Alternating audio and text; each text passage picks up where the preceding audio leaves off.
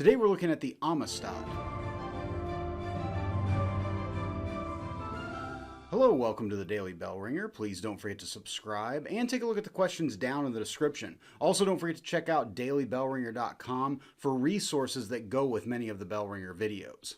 The Amistad, or La Amistad, which is Spanish for friendship, was a Spanish slave ship that was the scene of one of the most well-known slave uprisings of the 1800s that would eventually lead to the Supreme Court of the United States and a remarkable ruling. On June 27, 1839, the Amistad departed from Havana, Cuba, carrying 49 enslaved Mende people who had been kidnapped in Sierra Leone and forced into slavery. They had been transported from Sierra Leone, Africa, aboard a Portuguese slave ship, the Tacora. Now in Cuba, they were on the Amistad being taken to the island of Puerto Rico to be sold. The voyage would take 4 days, and at some point during the voyage, the ship's cook had told the enslaved passengers who were shackled in chains that they were going to be eaten by the crew of the ship.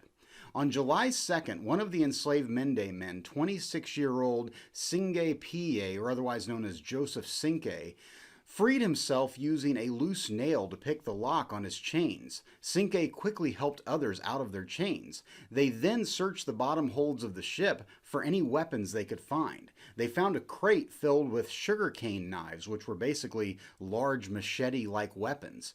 At approximately 4 a.m., they stormed the top deck, killing the captain of the ship as well as most of the crew.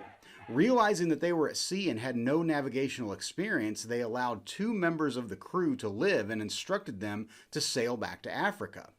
They knew that on their journey from Africa they had sailed away from the sun, so they ordered the Spanish sailors to sail towards the sun.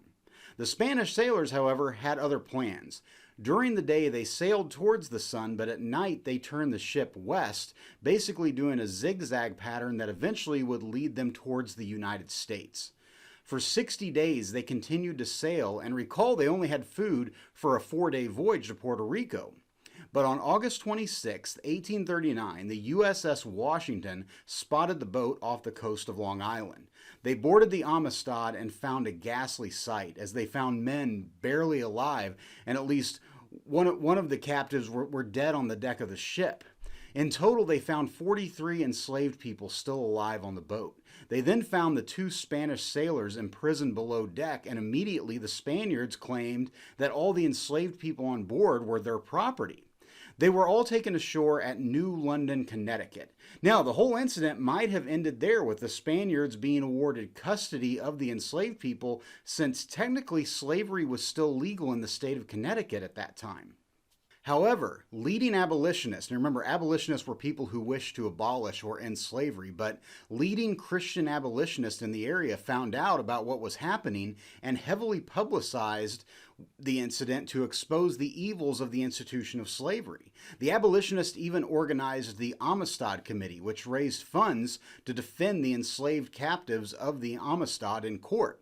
They organized a defense claiming that the captives were not guilty of mutiny and murder, but rather they were people kidnapped and simply defending their lives. And remember, the slave trade, not slavery, had been outlawed in America in 1808, so technically the Spanish were breaking the law.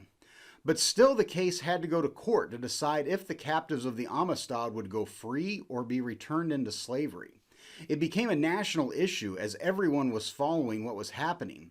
President Martin Van Buren basically wanted the captives out of the United States to simply end the controversy. He pushed to send the captives back to Cuba and back into slavery as to appease those in the South that saw this entire case as being a threat to slavery itself. Yet when the case was heard in Hartford, Connecticut in late 1839, the judge decided the Africans had acted in self-defense and should be given freedom and returned to Africa. But President Van Buren challenged the decision and asked for an appeal in the circuit court, the circuit court upheld the decision, so then it went to the U.S. Supreme Court, which only had 5 justices at the time, and most of them were slave owners themselves. So it did not look good for the captives and their abolitionist supporters. Interestingly, 73-year-old former President John Quincy Adams, who had not been a lawyer in a courtroom for 30 years, was so adamantly opposed to slavery that he offered to represent the Amistad captives before the Supreme Court. In the United States versus the Amistad, the defense based their case around the idea of natural rights, which are rights you are promised simply by being a human being, the rights that were written in the Declaration of Independence. On March 9, 1840, the Supreme Court handed down their decision and agreed that the captives had acted in self-defense and should be freed. Many argued that the United States should pay for their return to Africa, yet new President John Tyler refused. But abolitionist groups raised the funds, and on November 25, 1841, the captives of the Amistad departed New York City, sailing home to Sierra Leone, nearly 3 years after their ordeal had begun. So with that, hopefully you learned something, and thanks for watching.